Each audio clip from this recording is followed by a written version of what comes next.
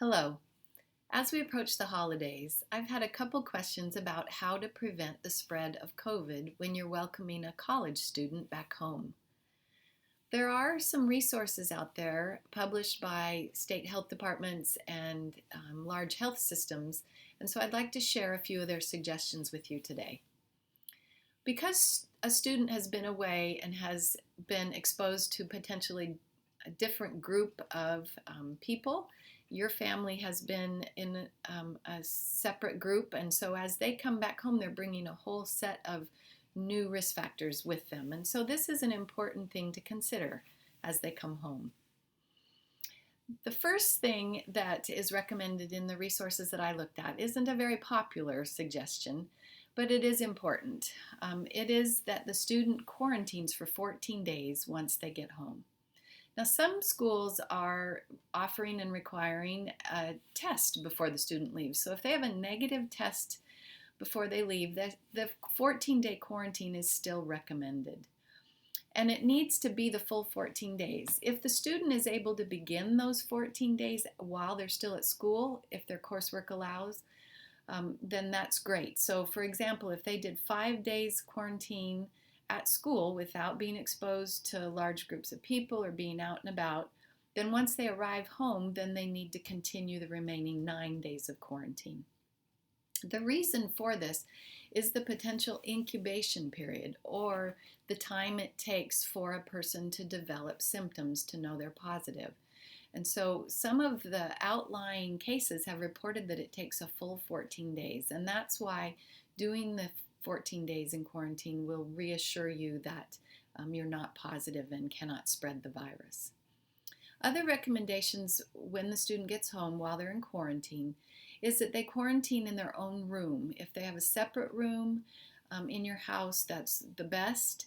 Also, a separate bathroom than the rest of the family uses. If that's not possible, then be sure and wipe down the surfaces between each person to prevent the spread of the virus. The student should take all their meals in their room, unfortunately, and they shouldn't prepare and serve meals to the rest of the family. They should try to avoid being out and about of the house, outside or even inside the house, out of their room. If they do come out of their room, then they need to wear a mask, and the other members of the family need to wear a mask as well.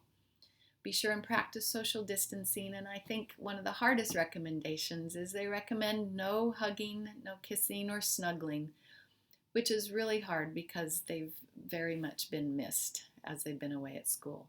But that close contact obviously can spread the virus.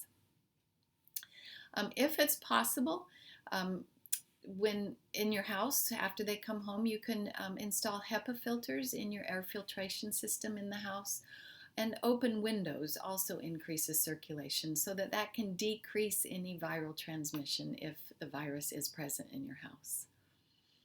If while they're home and in quarantine they develop symptoms, well then of course they need to be tested.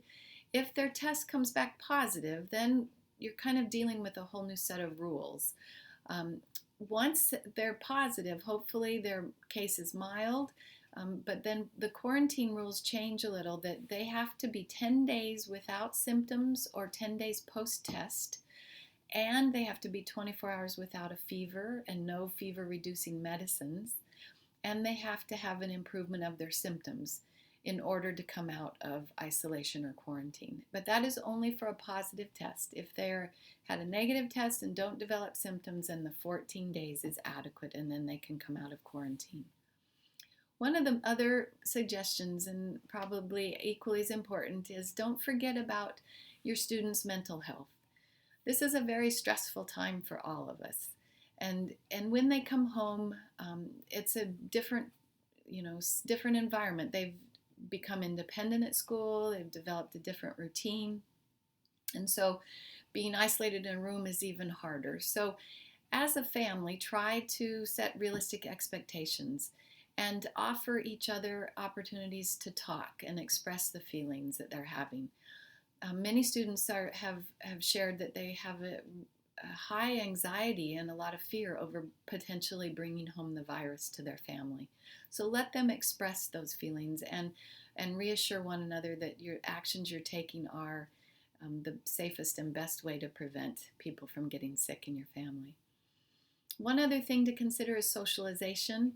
And a suggestion made was that the student picks 1, 2, or 3 good friends that they'd like to develop their own little pod with. And everyone then agrees in that pod that they don't do risky behaviors like going out to restaurants or bars or gathering in large groups. And so they just have this pod that it's safe for them to come to each other's house and spend the time together and catch up on memories and experiences at college. And so that developing that separate pod may be a way that your student can see their friends and socialize. And of course, the students, their friends, would have to also 14-day quarantine in order to make it safe to do that. So these are just a few suggestions. I hope they're helpful. This is a difficult time for us all, and the holiday coming up, we're thinking of new ways and safe, creative ways to celebrate together. I wish you the best and a happy holiday. If you ever have any questions, please feel free to email me, call me, leave a message at the church office, and I will call you back. I miss seeing you all and hope to see you soon.